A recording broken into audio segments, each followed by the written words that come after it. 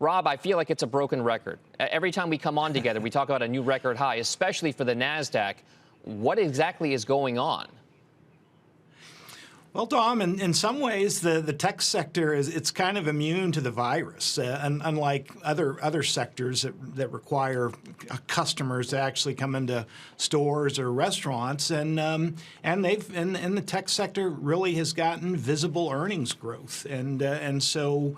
And obviously, investors are bidding up the stocks. At the same time, it's really by far the most expensive S&P 500 sector. So just from that standpoint, you probably noticed in my notes, I don't have an overweight on the tech sector, but it's a speeding train that just keeps chugging along. All right. So if it's a speeding train that keeps chugging along, and we talk about the Fed being a tailwind, does that then mean that as long as things stay the way they are right now, the continued path of least resistance is to the upside, especially for technology? Oh, absolutely. Yeah. And you hit the nail on the head. I mean, the Fed has made it very clear they're going to continue to print money until their dual mandates are met. You know, the basically full employment and 2% inflation. And we're a long way from either of those being met. So the Fed's going to keep printing money, and that's great for stocks. And as you say, the path of least resistance is up.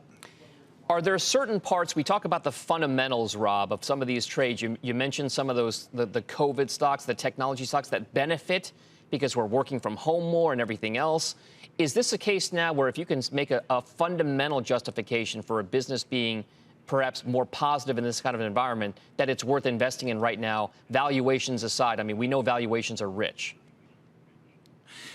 Yeah, well, on a case-by-case basis, Dom, absolutely. And there are certainly a lot of companies out there that are banging the drum that they're I guess COVID resistant from a business plan standpoint. And as I said, technology has a lot of those companies, but there are other sectors as well. What other sectors are they? Well, you know, right now, and a lot of this, you know, when I'm looking at sectors, I'm not necessarily factoring in COVID. I'm looking at sectors that are attractively priced. They have visible earnings growth. The technicals look good, and right now, to me, that's really staples, financials, and telecom.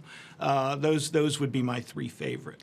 All right, and then one last thing before we let you go. I'm looking at 10-year yields now, 54-ish basis points, maybe just around there. Is it cause for concern? Are we pricing in this idea that there's no growth ahead?